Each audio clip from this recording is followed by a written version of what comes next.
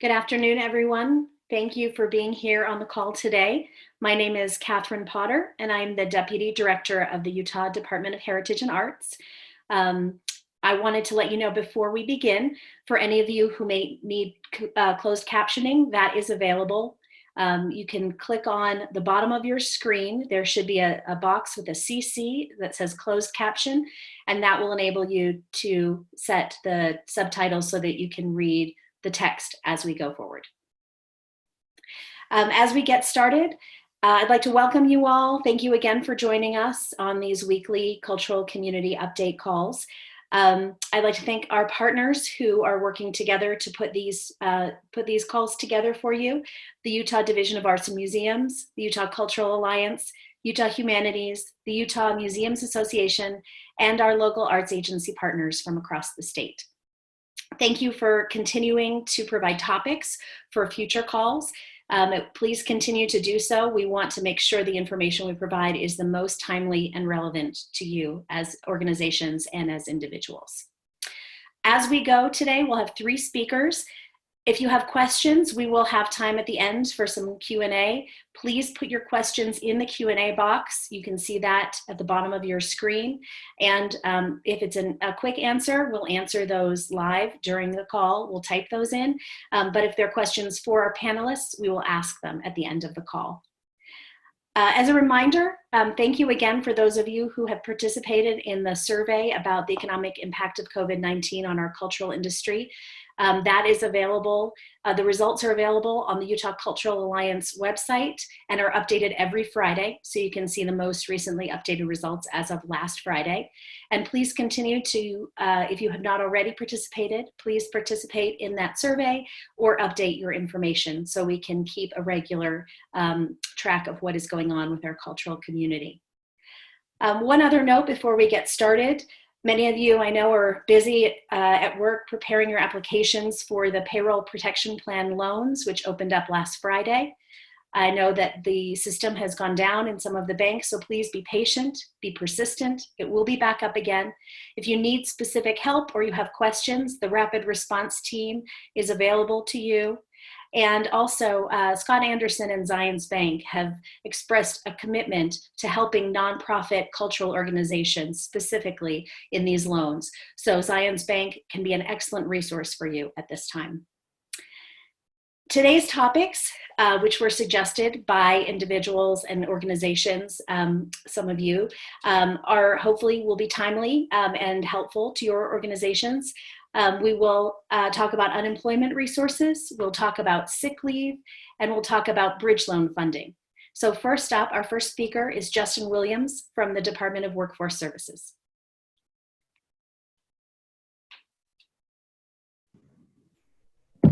Let's see. Okay. Thank you. Can you see me? Is it coming in good? Okay. I was asked to call in today and help kind of guide the process as far as the unemployment insurance program goes for anyone who's unemployed. And so there's a lot of activity that's been going on with the unemployment world as of late, of course. I think a lot of our increase in workload started around the beginning of March, where we've had an increase in workload. Right now, we've exceeded last year's total output of claims being filed. So it tells you there's a lot of people who are filing for unemployment at the moment. As far as assistance that goes, though, so I want to give Ryan a lot of time to also discuss and then give us some time at the end to answer any questions. There's really three main topics of interest for the unemployment insurance world. One is are individuals able to file for unemployment? Of course, we have the standard unemployment insurance claim. And the unemployment insurance claim is anyone who has wage credits in the last, basically the last year and a half. Are they eligible? Yes, they would be eligible. The questions have been asked, or some of the questions we've been asked have been, do they have to look for work? Usually individuals right now in this COVID-19 separation have not needed to look for work because they've mainly been attached to their former employer because most of the separations are temporary. In addition to there's a regulation on able and available to work full-time because that impacts the part-time individuals. We have also loosened up that standard because individuals who are returning to work with their employer are generally going to be accepted or as still considered to be defined as an able and available individual for the unemployment insurance program. Aside from just the standard unemployment insurance claim, there are mainly three areas of interest that the Congress has passed. It's called the CARE Act, and actually they've actually passed three assistance programs. The most high profile right now is the CARE Act. The other two were mainly administrative in nature and just talked about how we want to make sure everybody who can get an unemployment claim will get an unemployment claim, how they funded that. But the CARE Act is the big one, and what that basically did is that it afforded three different programs by Congress. And so it was first and foremost, they gave extensions out. Anyone who has exhausted their unemployment insurance benefits, they've authorized a federal extension with funding to do so. In addition to that, there is the additional stimulus payment of $600 per week for every individual who's filed for a week of benefits. Called Pandemic Emergency Unemployment, I think PEUC, I think is the term that they're using right now. And then the final one was, they call it Pandemic Unemployment Compensation, which is unemployment assistance. They like to use a lot of pandemic in this bill this time around, so everything's named pandemic.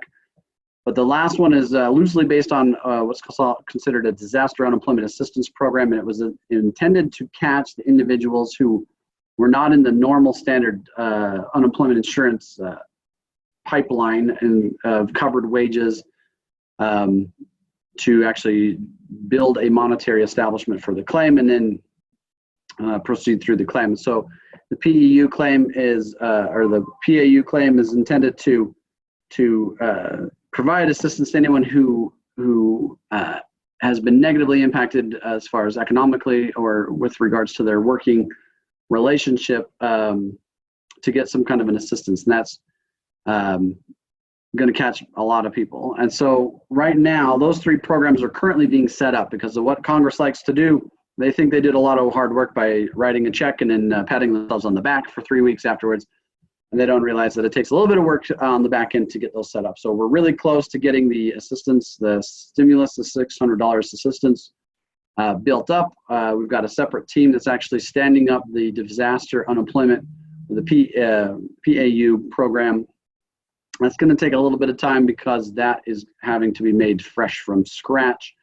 Utah doesn't really have a lot of disaster programs, and so there wasn't a lot of programming or modeling to actually go off of. So they're creating that from basically ground one, or from the ground up.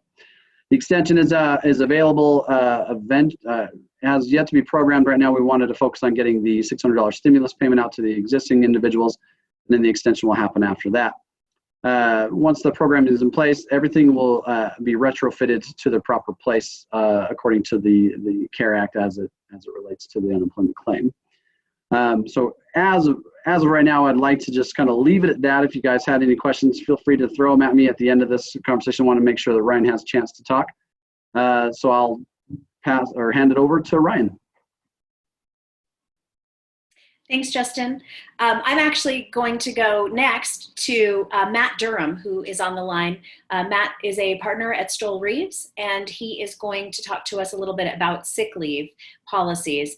And again, remember, as you have questions for either Justin or Matt or Ryan, our next speaker, please put them in the Q&A box at the bottom, and we'll address them at the end. Thanks, Matt. Thank you. Thanks for inviting me to be with you today. I was asked to talk a little bit about the paid sick leave provisions of the Family First Coronavirus Response Act. And I think the easiest way to think about it is as an expansion of the Family and Medical Leave Act. So the Family and Medical Leave Act remains in place, but there are sort of some enhanced provisions of that act that apply during this COVID crisis. And one provision is that there's an expanded 2 weeks of paid sick leave for employees that are unable to work or telework because of certain specific COVID-related reasons, which we'll talk about in just a minute, or for family leave related to their children's childcare or school being closed. And in addition to that, for the remaining 10 weeks of their Family and Medical Leave Act time if they are out for certain COVID-related reasons. That 10 weeks of FMLA leave can be paid. The FFCRA expanded a little bit the coverage, or made some changes to the coverage of employers for the act. So if you are an employer with over 500 employees, the sick leave provisions do not apply to you. And that's a little bit backwards from how we normally think of these kinds of statutes. Usually it's the smaller employers that are not covered and the larger employers that are. But in this case, if you're over 500 employees, you're not covered by the act. And if you're under that, which I presume most of you probably are, you are covered by the act, meaning that you do have this obligation for the sick leave benefits to be provided to employees. Employees cover, for purposes of these sick leave and expanded Family Medical Leave Act benefits, are all employees who have been working for you for the sick leave benefit, or any employees that have been working for you for more than 30 days for the expanded Family and Medical Leave Act for children, caring for children whose school or childcare has been closed. There are certain notice requirements that we can talk about if people have questions about that. And the act is a little bit kind of like a logic puzzle, putting together all the pieces, because there are different lengths of time and different percentages of the wages that are to be paid for varying reasons for the leave. And we can talk about that as well if there are specific questions. But in general, the important things to remember are that the Family and Medical Leave Act is still available for people who are having other family and medical leave problems. But if their problem is related to one of the following 6 COVID-related reasons, they get these enhanced benefits. And those reasons are if they're subject to a federal, state, or local quarantine or isolation order related to COVID. 2, if they've been advised by their healthcare provider to self-quarantine because of COVID. 3, if they're experiencing COVID-19 symptoms and are seeking a medical diagnosis. Or 4, if they're caring for an individual subject to an isolation, quarantine, or an isolation or quarantine order, or is under self-quarantine as prescribed by a healthcare provider. Or 5, if they're caring for a child whose school or place of childcare is closed because of COVID-19. Or there's kind of a number 6 catch-all reason, any substantially similar condition that's been specified by the Secretary of Health and Human Services. If they need leave because of one of those 6 reasons, they may be eligible for the sick leave or the expanded Family and Medical Leave Act benefits. And I think what I'll maybe do there is see if there are any questions specific to the sick leave benefits, or turn the time to Ryan and we can cover questions at the end. Thank you, Matt. I think we'll go ahead and turn the time to Ryan and then answer all questions at the end. But thank you for being here, not only in your capacity as at Stoll Reeves, but also all the time you're spending as a Holiday City Councilman. I think thank you for all the time that you're putting in to help all of us. So our next speaker is Ryan Starks, and Ryan is with us from the Governor's Office of Economic Development. Thank you for inviting me to join you today. I just wanted to take a couple of minutes and talk about a new program. It's called the Utah Leads Together Small Business Bridge Loan Program. If anybody can say that 10 times in a row without stuttering, then you win the prize for the day. The purpose, can you hear me okay, by the way?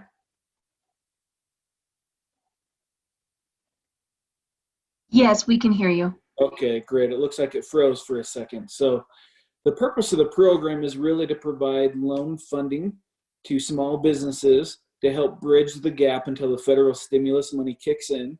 Now, there are a lot of different options for funding through the federal government, and that's through the SBA.gov website. And I think many people here have heard from other representatives from congressional offices and have learned a lot about these programs. So what I'm talking about today, though, is something different. It's a state-level, state-sponsored loan program, and here's how it works. Businesses can apply for a 0% interest loan of between $5,000 and $20,000 with a 5-year repayment plan. And we're deferring payments until after the first 12 months. And so it's not a lot of money, but between the $5,000 and $20,000, we hope that that at least helps bridge the gap and help these businesses that are really struggling. So thanks to the support of Utah State leadership, we were able to free up $11 million. So we had our first tranche, or our first round of funding, that opened last week, and it closed Friday at noon. And with that, we expect to have between $6 and $7 million committed to all the applicants that applied. And then we have a second tranche that's opening April 13th at 8 a.m. and it closes April 16th at noon. And businesses can go to our website to apply. And that website is business.utah.gov. And there's a banner that comes across the page, and you click that banner, and then there's instructions on how to apply for the loan. The difference between the first tranche and the second tranche, though, is that for the second round of funding, we're actually opening it up to nonprofits to be eligible. And so that's something that they weren't eligible for during the first round. So if somebody represents a nonprofit and has an economic need for funding, please apply. We then send it through 3 groups of reviewers who then look at the different aspects of the application to make sure that it's complete and to make sure that the need is legitimate. And then it's a pretty quick turnaround, especially when you consider this is state government. We're working at record speeds here. So with that turnaround, we hope to have checks in the mail within a week of making the decision. And that's the program. So I guess I can answer any questions you might have. Thanks, Ryan.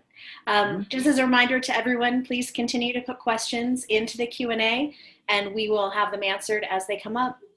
But our first question that we have is actually for Justin. Justin, if you don't mind popping back on the screen. The question is, my daughter voluntarily left a job because she wanted a better job, but she was laid off from the better job due to COVID-19.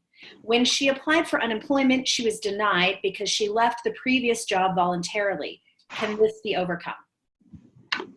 Yeah, most likely, yes. I don't know about the parameters of her application. We normally won't give an instant denial on the claim on separations. What we will do is flag the claim for additional fact finding for an adjudicator to look at. And so my guess would be that the individual might just be waiting for an adjudicator to review that. Unfortunately, it's taken a little bit of time to try to get to all these different claims that we've had. And so it's hard to say that she's actually been denied, because generally speaking, the law does allow that if someone leaves a job for another job, then good cause for allowing that separation will have occurred. It's just trying to get the parameters verified that the individual actually had arranged for a job prior to leaving, before actually leaving the job. So I'm guessing that most likely they're still in process, and so everything's probably going to work out in the end. But if you want, I can probably touch base on that claim, or take a look at it, and then maybe call her back and see what's going on. Thanks, Justin. I have another one for you as well. This is from a nonprofit organization. As a nonprofit who doesn't pay into unemployment but pays based on claims submitted, what would happen should the nonprofits not have funds to cover those claims made over the coming months? Yeah, so part of the CARE Act did actually address it's actually reimbursable employers, is I think what they're referring to. That nonprofits, government agencies are considered reimbursable. and that they don't participate in the unemployment insurance fund by contributing every quarter. They do it on a case-by-case basis and repay the fund dollar for dollar. What the federal government has done is they have actually stepped up and they will pay for half of the costs associated to the separation in regards to for the COVID-19 separation. So we've been flagging every claim that has a COVID-19 related temporary or permanent separation, so the employer is not charged for that, or if it's a reimbursable employer, so we know to only charge them the 50% of the actual charge. The contributions chief he's working with his staff to make sure that deadlines for repayment have been extended, and trying to work through making sure everyone can actually do that, because as nonprofits go, their budgets are tight, and so it's not like they're sitting on a pile of cash just to kind of throw this back at us. And so we'll be working with them, trying to find creative ways to make sure that the deadlines are extended to help them out.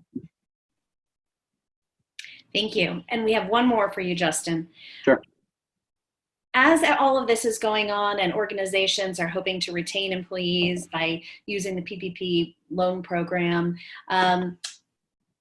if an individual has already been laid off or furloughed, what is the incentive for that part-time or full-time employee to return to work when they receive an extra $600 a week incentive from unemployment?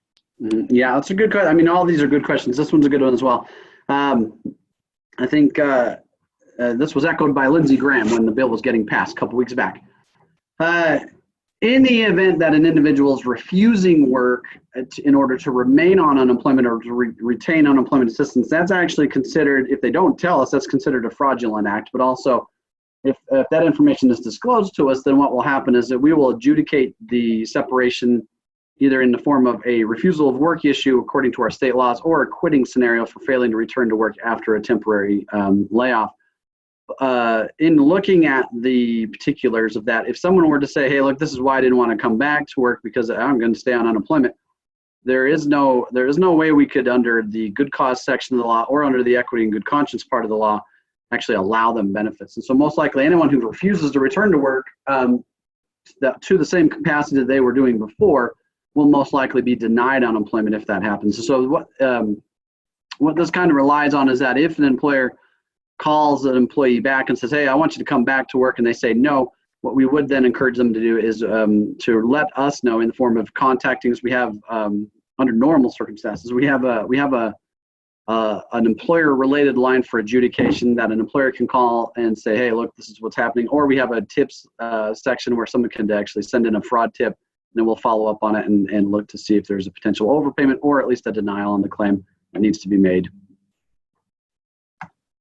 Thank you. So we have one more question, and that question is actually for Ryan.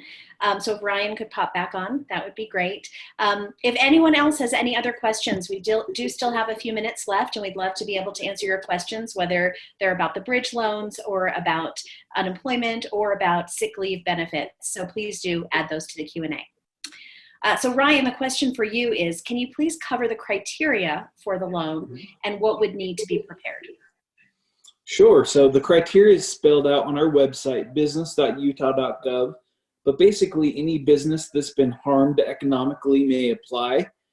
We look for full-time employees. We look for above county wages.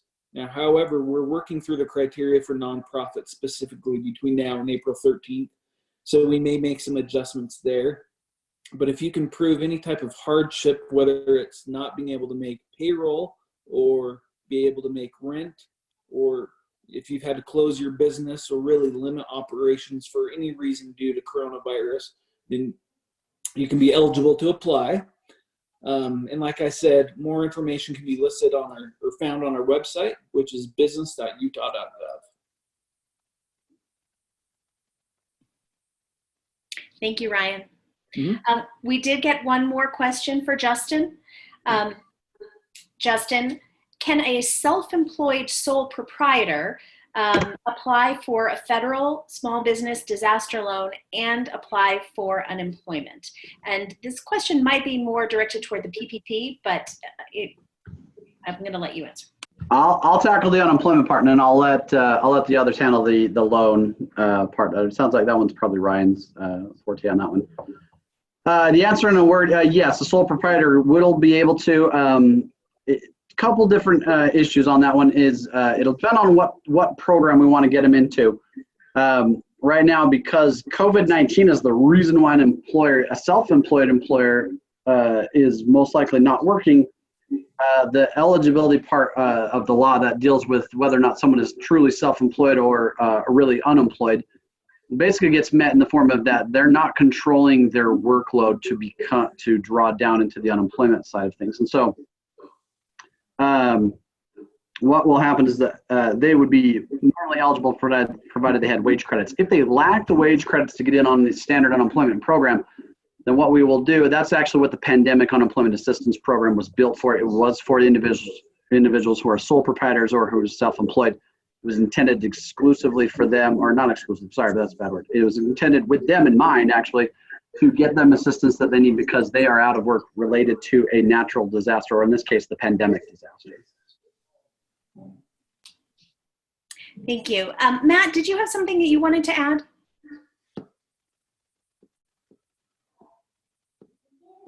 Yeah, I just wanted to add one thing. I meant to mention that there are tax credits available for employers who pay out these paid sick leave benefits.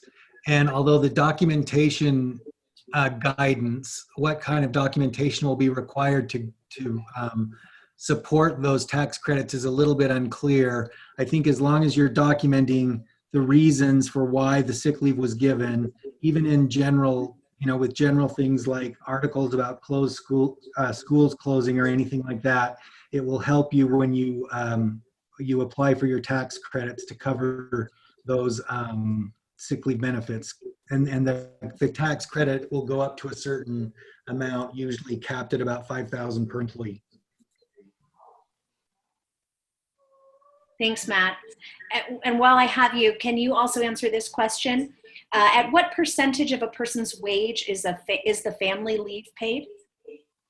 I think the family leave, meaning the leave to take care of a child whose school or childcare facility is closed, is 2/3 of their pay, or $200 a day up to $2,000. I believe that's what it is. It's for your own illness or taking care of someone who actually has COVID. It is higher than that, but I think for the child care, it's just 2/3. Thank you, Matt. I have a question for Ryan. We operate as a government nonprofit partnership where the government entity pays most of the payroll and operational expenses, and the nonprofit covers supplemental programming. Would we qualify for any assistance through your programs? That's a really good question. Just a couple of days ago, we made the decision. Ryan, sorry to interrupt. Can you start your video? I tried, but it said the host blocked me from doing that. So. My bad. Oh, You're that's back. okay. I don't know if. You're back. You're on. You're Okay, back. great. So we just made the decision a couple of days ago to open it up for nonprofits. So over the next several days, we'll be working through the criteria. My general advice, however, would be to go ahead and apply and just to explain the contract or explain the situation where you're working with the government entity, and then we'll take that into consideration. And then I thought I saw a question earlier about who can apply. Can you apply for SBA loans and Utah loans? And the answer is definitely yes. You can go ahead and do both. Thank you, Ryan. Mm-hmm. Justin, due to our line of work, we would need to change the job description of most employees to maintain our workforce. Will that affect the refusal to work that you mentioned?